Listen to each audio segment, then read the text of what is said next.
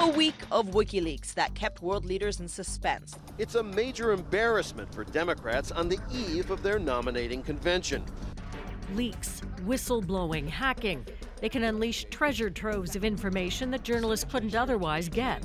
WikiLeaks posted more than 2,000 additional emails from Hillary Clinton's campaign chair, John Podesta. For journalists, the rule of thumb has often been, if leaked material can be proved to be authentic and newsworthy, it's fit to broadcast. But now that's being challenged. Well, by now you've heard that the CIA is sure that Russia did hack the DNC and John Podesta's emails with the intent of swaying the election toward Donald Trump. In decades past, journalists usually knew who was tipping them off and what their motives were. But with the rise of WikiLeaks and anonymizing software, that's no longer always the case. The Russians had pulled off the perfect hack, and they said part of that was turning the Times and every media organization that covered these into a de facto instrument of Russian intelligence. If the news media is at risk of being manipulated by foreign intelligence agencies, should that change how we report on leaks? Scott Shane wrote about this for the New York Times this week. He's a two-time Pulitzer Prize winner and a Washington-based reporter for the paper.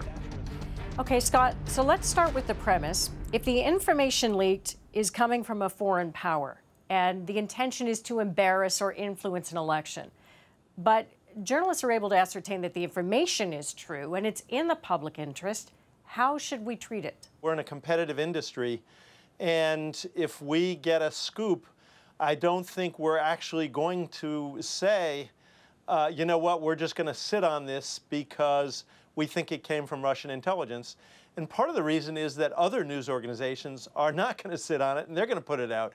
So, you know, I think the best answer that I could come up with is that we just have to be very cautious about authenticating things and then be very upfront with readers about where we got this stuff, where we think it's coming from, who we think is responsible for the leak, and what their motive is. But, you know, to question that, or just to sort of play the other side, virtually everybody who reaches out to the media, anonymously, let's say, or says, you know, I don't want you to use my name, but here's some information, has a motivation. As you say, maybe it's an axe to grind, they're a disgruntled employee. We look at the information and think, okay, this is valid, it's in the public interest, we should publish this. Say it's about a private company. We don't have the corresponding information from other private companies. So there is that kind of imbalance inherent that seems similar to what you're talking about.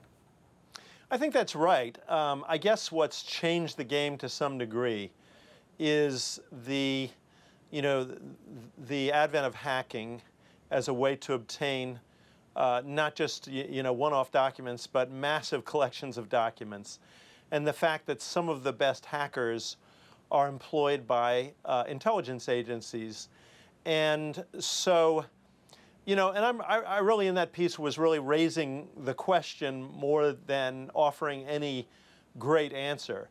But I think, as one of the law professors I talked to who has done an extensive study of the history of American leaking, said if the Russians get in the habit of sending the New York Times every Monday a package of emails exposing various American politicians, are we going to kind of create a standing column to deal with the latest that the Russians are giving us on American politicians? So what do we do then when foreign intelligence agencies are realizing now that this is a route that they can exploit?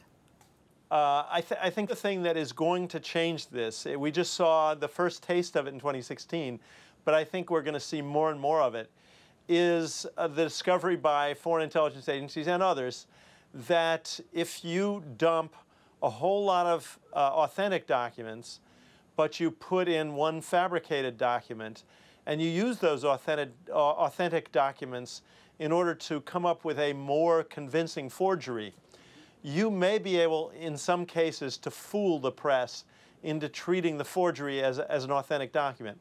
Certainly another landmine in front of investigative journalists. Thanks for talking about it. Thanks for having me.